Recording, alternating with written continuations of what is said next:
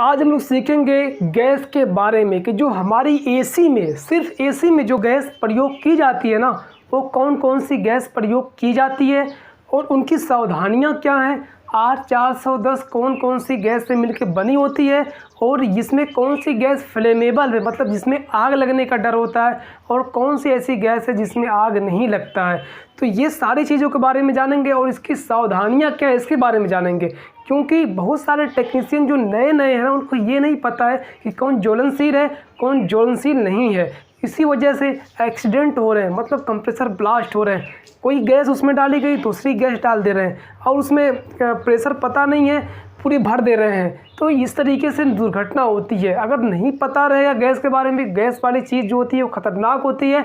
और अगर गैस के बारे में नॉलेज पूरा कंप्लीट नहीं रहेगा तो यही होगा कि ये एसी का कंप्रेसर ब्लास्ट होगा, पाइपें ब्लास्ट होंगी और फिर वो सही तरीके से गैस नहीं चार्ज कर पाएंगे तो प्रॉब्लम होगी।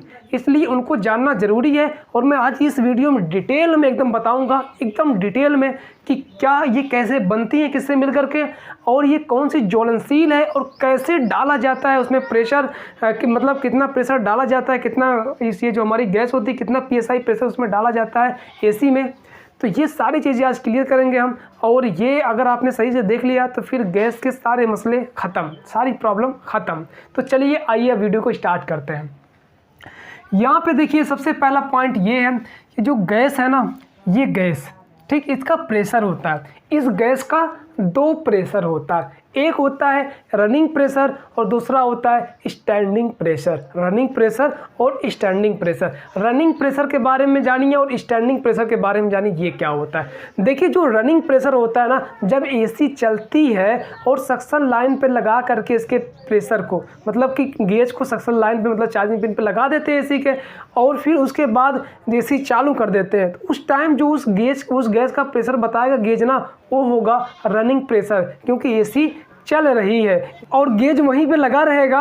और एसी को बंद कर देंगे तो उस टाइम जो हमारा गेज प्रेशर बताएगा ना, वो स्टैंडिंग प्रेशर बताएगा। गैस का स्टैंडिंग प्रेशर बताएगा गेज हमारा कितना स्टैंडिंग प्रेशर है। मतलब कि जब एसी चालू कंडीशन में वहाँ प्रेशर चेक करते हैं हम लोग चार्जिंग पिन पे लगा करके गेज को, तो वहाँ पे रनिंग प्रेशर बताएगा, और जब हम एसी को बंद कर देते फिर वहीं पे चार्जिंग पिन पे लगा कर गेज चेक करते हैं, एसी बंद रहती है उस अवस्था में, तो वो स्टैंडिंग प्रेशर बताता है। तो ये होता है रनिंग प्रेशर और स्टैंडिंग प्रेशर। अब रनिंग प्रेशर और स्टैंडिंग प्रेशर को कितने कितने नामों से जानते हैं, इसको जानते हैं। तो यहाँ पे देखिए ये जो आपका रनिंग प्रेशर रहेगा ना, इसे 3 नामों से जानते हैं। कितने नामों से?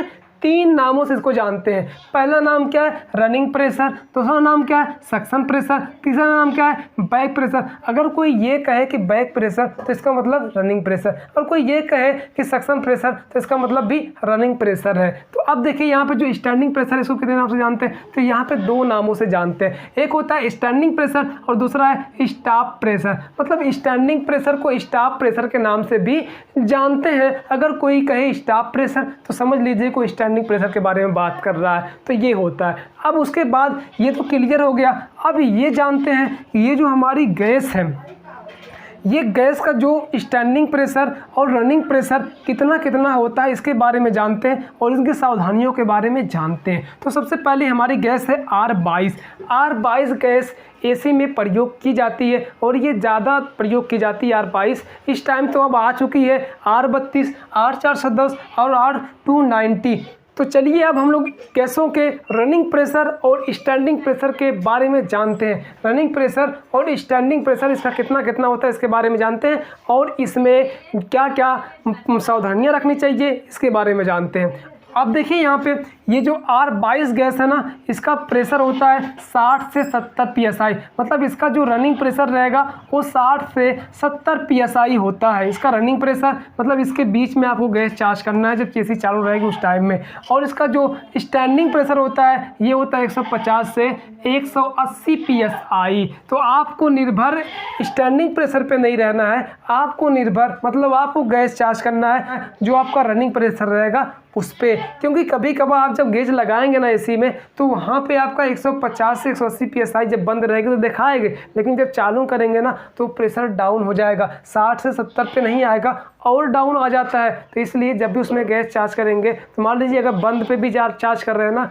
तो 150 से 180 चार्ज कर लीजिए, उसके बाद फिर इसको चालू करिए और चालू करके ये देखिए 60 से 70 है कि नहीं, और अगर 60 से 70 आ गया प्रेशर तो ठीक है, अगर 60 से 70 के बीच में नहीं आया तो इसका मतलब है गैस अभी कम है, तो उसमें और आप गैस चार्ज करिए, उसमें और गैस डालिए। जब ये 60 से 70 के बीच में आ जाएगा प्रेशर तो इसका मतलब अब इसमें गैस पूरी हो चुकी है। और ये जो R22 गैस होती है ये ज्वलनशील नहीं होती है, मतलब इसमें आग लगने का कोई खतरा नहीं होता है, इसमें आग नहीं लगती है, मतलब R22 गैस में आग लगने का चांसेस नहीं होता है। तो अब उसके बाद ये तो R22 क्लियर हो गई। अब उसके बाद आता है हमारा R32। जो R32 गैस है इसका प्रेशर कितना होता है, तो इसका जो रनिंग प्रेशर रहेगा वो 120 से 135 psi रहेगा, और उसका जो स्टैंडिंग प्रेशर रहेगा वो रहेगा 250 से 260। मतलब जब एसी बंद रहेगी जिसमें R32 गैस रहेगी उस टाइम जब प्रेशर चेक करेंगे 250 से 260 psi बताएगा, और जब चालू करेंगे जिसमें R22 गैस रहेगी तो उसका प्रेशर बताएगा 120 से 135 psi। तो जब भी इसमें आप गैस चार्ज करेंगे तो पहले आप इसको बंद कर दें, एसी को बंद अवस्था में गैस चार्ज करें, पहले इसमें गैस डाल दें 250-260 psi, मतलब कि इसका स्टैंडिंग प्रेशर पूरा गैस उतना जितना है उतना गैस डाल दें, और उसके बाद जब ये गैस उतना पड़ जाएगा फिर उसके बाद आपको एसी को स्टार्ट करना है, फिर देखना अगर 120 से 135 psi तक प्रेशर आ गया तो इसका मतलब है कि हाँ अब ठीक है, और अगर 120 से 135 के बीच में प्रेशर नहीं आया तो इसका मतलब गैस कम है, उसमें और भी गैस आप चार्ज करिए। यहाँ पे एक मैं आपको बारीकी बता दूं, समझा दूं, यहाँ पे देखिए जो 120 से 135 लिखा गया है ना, तो इसका मतलब ये है कि जब आप इसमें गैस चार्ज करेंगे तो 120 से 135 के बीच में होना चाहिए, लेकिन आपको कितना चार्ज करना है 120 से 125 psi, कितना 120 से 125 psi। तो psi मतलब क्या होता है, देखिए psi गैस को किस में नापते हैं, psi में, psi का फुल फॉर्म होता है पाउंड्स पर स्क्वायर इंच, और psi GB कह देंगे तब भी कोई बात नहीं है, psi GB कहीं कहीं लिखा रहता है, कहीं कहीं से psi लिखा रहेगा, G का मतलब गेज हो जाएगा, मतलब क्या हो जाएगा था psi का मतलब पाउंड्स पर square inch gauge, psi G भी कह सकते हैं और psi भी कह सकते हैं, उसमें कोई मसला नहीं है। तो गैस को किसमें नापते हैं, psi में।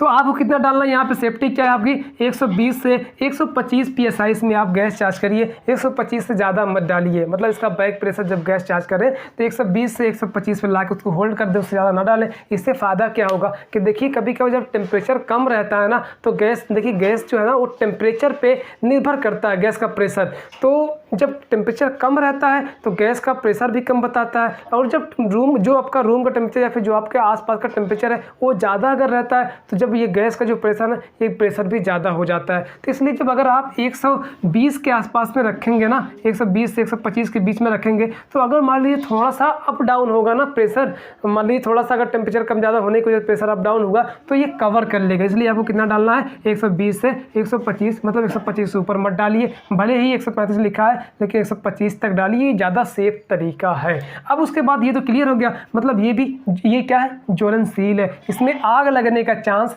ज़्यादा होता है, क्योंकि R32 गैस ज्वलनशील है। तो इसको जब भी चार्ज करें तो ना वहाँ पे सिगरेट पिएं और ना ही वहाँ पे कोई ब्लो लैंप लेके जाएं, कोई आग वाली चीज़ लेके जाएं। इसको सावधानी से आराम से धीरे धीरे गैस डालें, जल्दबाजी ना करें। और इसमें जब भी गैस चार्ज करें तो आप कोई भी, देखिए यहाँ पे हम लोग क्या करते थे R22 में, लोग क्या करते थे, यही करते थे ना कि सेल्फ वैक्यूम मार देते थे या फिर कंप्रेसर से वैक्यूम करके उसमें गैस डाल देते थे। बट R32 के लिए ऐसा काम नहीं करना है। ये जो गैस, इसके प्रेशर ज़्यादा है, अच्छे से वैक्यूम नहीं करेंगे तो फिर पाइपें कहीं गैस जाके कहीं फंसेगी, और गैस जाके कहीं फंसेगी तो फिर वहाँ पे पाइपें ब्लास्ट होने के भी चांस रहेंगे। तो इसलिए आपको क्या करना है, तो यहाँ पे आपको क्या करना है कि जो आपको R32 गैस चार्ज करनी है तो वहाँ पे अच्छी तरीके से प्रॉपर वैक्यूम पंप, जो प्रोफेशनल वैक्यूम पंप होता है ना, उससे आपको अच्छी तरीके से वैक्यूम करना है। अच्छी तरीके से वैक्यूम करने के बाद तभी उसमें R32 गैस आपको चार्ज करना है, तो ये बेहतर रहेगा। नहीं तो दोस्तों यहाँ प्रेशर ज़्यादा इसका होता है, अगर आप वैक्यूम सही से नहीं करेंगे तो ये डेंजरस है, मतलब ये खतरा भी कर सकता है। तो इसलिए आपको वैक्यूम पंप से वैक्यूम करके इसमें अच्छी तरीके से गैस चार्ज करना, कितना 120 से 125 PSI। ये भी क्लियर हो गया। अब ये 2 गैसें क्लियर हो गई। अब उसके बाद आती है हमारी R410 एक गैस। अब R410 गैस जो हमारी है ये 2 गैसों से मिलकर बनी होती है। कौन कौन सी?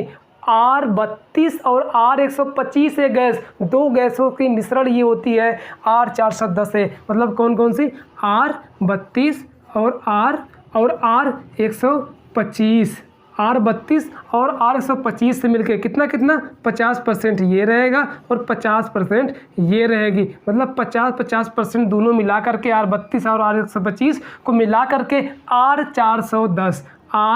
R410 ए गैस बनाई जाती है। तो इसका प्रेशर कितना रहता है R410 ए गैस का? तो इसका प्रेशर रहेगा, मतलब कि जो रनिंग प्रेशर रहेगा वो रहेगा 120 से 150 PSI, और जो स्टैंडिंग प्रेशर रहेगा वो 260 से 270 PSI होता है। तो अब आपको कितना डालना है ये मैं बता देता हूँ। तो आपको 120 से 130 PSI तक डालें, 150 तक नहीं डालना है। 120 से 130 PSI तक सिर्फ डालें, या 130 के अंडर में ही रहने दें, उसके ऊपर मत लेके जाइए तो बेटर है। क्योंकि टेम्परेचर पे ही प्रेशर डिपेंड करता है। गैस का प्रेशर वातावरण के टेम्परेचर पे डिपेंड करता है। टेम्परेचर अप होगा तो प्रेशर बढ़ जाएगा, टेम्परेचर डाउन होगा तो प्रेशर भी डाउन हो जाएगा। इसलिए अगर आप इसको 120 से 130 के आसपास पे रखेंगे तो ये अप डाउन होके ये कवरिंग कर लेगा। लेकिन अगर अदरवाइज आप इसको 150 पर रख देते तो और ज़्यादा होगा, तो उस पर नुकसान भी हो सकता है। ये बारीकी चीज़ मैं आपको बता रहा हूँ, इसको सही से समझिए।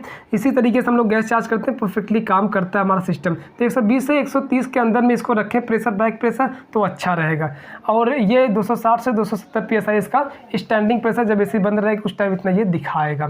तो आपको पहले क्या करना है, देखिए अब गैस चार्ज करने की सावधानी क्या है, कैसे आपको सिलेंडर को उल्टा करके गैस चार्ज करना है या सीधा करके डालना है, ये समझिए। देखिए कोई भी गैस है, अगर उसमें 2 गैसें नहीं मिली है ना, तो उसको आप सिलेंडर को, चाहे आपकी मर्जी होती है, चाहे आप उसको उल्टा करके डालिए, चाहे उसको आप सिलेंडर को सीधा करके डालिए, उसमें कोई मसला नहीं है।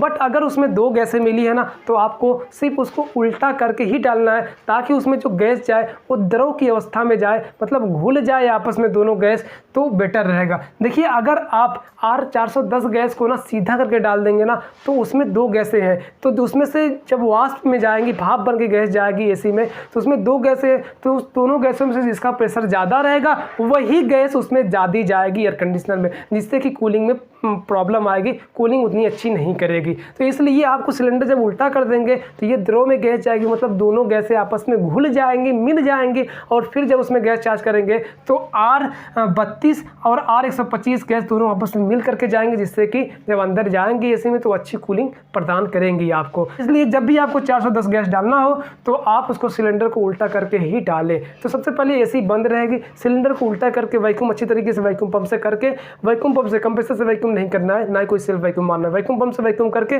सिलेंडर को उल्टा करके आपको गैस उसमें चढ़ाना है 260 से 270 PSI। फिर उसके बाद एसी को चालू करना है। चालू करने के बाद 5-10 मिनट रुक करके देख लीजिए, अगर प्रेशर डाउन हो रहा है, प्रेशर कम है, तो आप उसमें और थोड़ा सा गैस चार्ज करिए। गैस डालते डालते आपको रनिंग प्रेशर कितना लेके आना है, 120 से 130 PSI के बीच में आपको रनिंग प्रेशर होल्ड कर देना है। इससे ज़्यादा आपको गैस नहीं डालना है, मतलब इससे ज़्यादा गैस आपको नहीं डालना है। तो ये इस तरीके से आप इसमें इतना गैस चार्ज कर सकते हैं, मतलब कि 120 से 130 PSI गैस आपको इसमें चार्ज करना है। तो यहाँ पे ये भी क्लियर हो गया। तो ये भी ज्वलनशील होती है, तो इसको आप संभल के काम करें, मतलब इस पे ये जो R410 गैस है ये भी ज्वलनशील है। यहाँ पे कोई आग वाली चीज़ ना लेके जाएं, वरना आग इसमें लग सकती है और कंप्रेसर वगैरह ब्लास्ट हो सकते हैं, प्रॉब्लम्स हो सकती है। तो ये भी ज्वलनशील है, तो इस पर बच के काम करें थोड़ा। और उसके बाद फिर अब है 290। अब जो R290 गैस है, ये R290 गैस जो है ये अब गोदरेज कंपनी बना रही है, इस टाइम अपने एयर कंडीशनर में डाल रही है इसको R290 गैस को, और ये भी ज्वलनशील होती है, इसमें भी आग लगने का डर होता है, खतरा होता है। इसका जो प्रेशर होता है ना ये R22 से मिलता जुलता होता है, लेकिन R22 गैस जो है ये R22 गैस ज्वलनशील नहीं है और ये ज्वलनशील है। तो इसमें मतलब देखिए जो इसका रनिंग प्रेशर रहेगा वो 65 से 70 PSI रहेगा और उसके बाद जो स्टैंडिंग प्रेशर इसका होगा वो 130 से 135 PSI इसका प्रेशर होगा।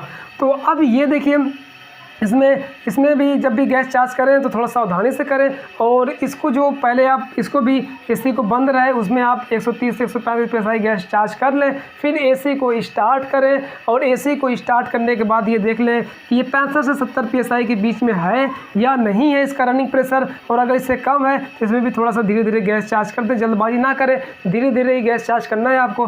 धीरे धीरे गैस चार्ज करके इसको आप 65 से 70 के बीच में लेके आएँ, प्रेशर होल्ड करें, बस ये गैस आपकी कंप्लीट हो जाएगी। और अब जो भी एसी में या फ्रिज में जब भी वैक्यूम करें तो आपको प्रोफेशनल जो वैक्यूम पंप होता है उसी से वैक्यूम करना है, आपको सेल्फ वैक्यूम या किसी कंप्रेसर जुगाड़ से काम नहीं करना है। वैक्यूम बहुत बड़ी चीज़ है एयर कंडीशनर और रेफ्रिजरेशन सिस्टम में, क्योंकि वैक्यूम पे ही ये अच्छी तरीके से काम करता है। जितना अच्छा वैक्यूम रहेगा उतना अच्छा ये काम करेगा। वैक्यूमिंग जितनी कमज़ोर रहेगी, वैक्यूम जितना अच्छे नहीं किए रहेंगे उतना ही गड़बड़ इसमें कूलिंग आएगी और उतनी बेकार कूलिंग आएगी। इसलिए आपको वैक्यूम पे ज़्यादा ध्यान देना है, वैक्यूम पंप से ही वैक्यूम करना है। तो ये भी हो गया दोस्तों, और ये ज्वलनशील है और इसको भी बचा के आपको गैस चार्ज करना है। तो देखिए प्रॉब्लम तब आती है जब लोगों को पता नहीं होता है कि आखिर इसकी सावधानियां क्या हैं, इसके प्रेशर क्या है और ये कौन सी ज्वलनशील है कौन सी गैस ज्वलनशील नहीं है, तब प्रॉब्लम आती है। लेकिन ये सारी चीज़ें जिन्हें पता हो फिर उनके साथ दुर्घटना जल्दी नहीं हुआ करता है, क्योंकि जब उनको पता है कि इसमें हम कितना प्रेशर डालेंगे कितना प्रेशर नहीं डालना हमें, तो ये जब उनको पता रहेगा तो फिर उसके हिसाब से रूल के हिसाब से काम करेंगे, प्रॉब्लम्स नहीं आएगी। तो इसी जो नए नए टेक्नीशियन है ना जिनको नहीं पता अभी प्रेशर के बारे में, गैस का प्रेशर कितना होता है और बाकी जो गैस का स्टैंडिंग प्रेशर रनिंग प्रेशर कितना होता है, कौन सी गैस ज्वलनशील होती है, ये सारी चीज़ें नहीं पता होती, उसके बाद भी काम करने निकल जाते हैं और फिर उसमें सही तरीके से नहीं काम कर पाने की वजह से एसीओ का कंप्रेसर फट जा रहा है, प्रॉब्लम्स आ रही है और वो लोग फंस जा रहे हैं, मतलब कि काम नहीं कर पा रहे, बस यही सब की वजह से। तो इसके लिए पहले आपको सीखना होगा, अच्छा नॉलेज लेना होगा, फिर आपको फील्ड में जाकर काम करना होगा, वरना कभी भी डेंजरस, ये बहुत ही डेंजरस भी होता है गैस, कभी भी आपकी जान भी जा सकती है। इसलिए आपको पूरा सीख के तब फील्ड में उतरना है, तब जाके काम करना है, जिससे कि कस्टमर भी सर्टिफाइड होगा और आप भी सर्टिफाइड हो जाएंगे और फिर आप अच्छी तरीके से काम करेंगे तो काम अच्छा होगा, कोई भी दुर्घटना नहीं होगा। तो बस दोस्तों आज के लिए इतना ही। अगर वीडियो अच्छी लगी तो वीडियो को लाइक कर दें और चैनल को सब्सक्राइब कर लें ताकि हमारी आने वाली तमाम वीडियो आपको मिल सके और आप उससे कुछ नया सीख सके। तो बस आज के लिए इतना ही।